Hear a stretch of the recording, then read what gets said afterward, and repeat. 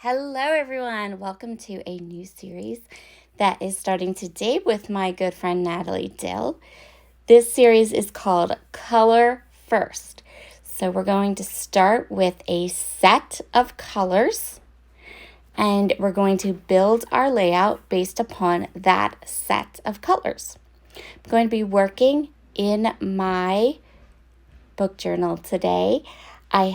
The first thing I did was I went ahead and I grabbed some ink colors that matched our set of colors. And then I'm going to be using these papers from my H2KAKWS style kit for the month of January because they were gorgeous and they really went ahead and coordinated and matched with the colors we're going to be using today.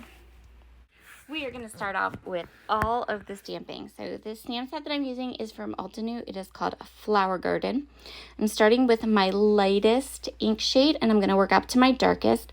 So this light shade is called Melon Ice. I'm going to stamp it 3 times, and I did use my Misty with the door so that I could go ahead and get nice, crisp, clean impressions, and I could stamp twice if I needed to. Next ink color we have is Limoncello. What I'm doing is I'm going to let these stamps overlap each other and play with each other, and we're just going to create a pattern on this paper, a full page pattern. By starting with my lightest colors and then working to my darkest color, I'm making sure I don't end up with some funky ink mixing. So I'm not gonna end up with like brown or muddy colors. I'll have nice, crisp, clean colors for all of the different shades I'm using. This one is Orange Peel. I am also alternating the size and color of my flowers. The stamp set is pretty fabulous for that. It's just these gorgeous, thin lined flowers. There's different sizes, there's leaves. Really love this stamp set. And it's one of like my top 10 most used. Next up, we have Suede Shoes. This is a blue that is unlike any blue. It's bright and bold and gorgeous. So what I'm going to do is I'm going to use it a little bit sparingly, and I'm just going to use this one of the leaf stamps to stamp it.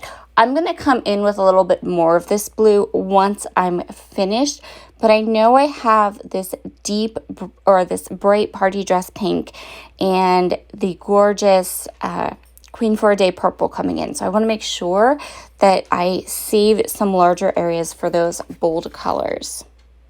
Here is that party dress pink color. I have been using this party dress pink color for a lot of projects recently. It just seems to be that perfect color. It's not too fuchsia or too purple or too red. And it's been matching a lot of my projects recently. So I've been loving this one. Probably going to need to get the re-inker. Next up is Queen for a Day, which is a really luscious, like deep purple. Gorgeous purple. I also like Drive-In, but Drive-In has a bit more blue in it. This one is purple. Beautiful color.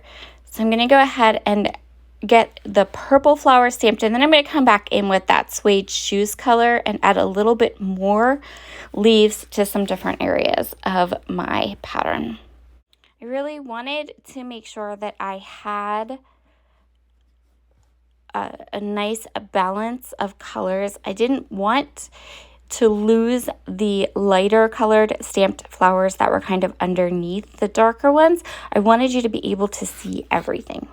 And I wanted to make sure that the pattern provided some depth, like that you could see that there were layers of stamped flowers on this paper. And overall, I think it turned out absolutely gorgeous. So next up, I'm going to go ahead and clean my stamps up, put those floral stamps away. I'm working in my book journal today, which is my January project that I am determined I'm going to finish up. And I am grabbing those 2 stamp sets that I use for every page in my book journal. One is the book review stamps, and then this book review stamp from Kelly Stamps, and the other one is from Wild Whisper, and it has like a star rating on it. So while I have my Misty out, I'm just going to go ahead and get those 2 stamps stamped and ready to put on my spread. As I've been doing with every page in this book journal, I'm adding some Distress Oxide ink to the edges in gray, and then I'm going to back up these stamped images with some of the pattern paper.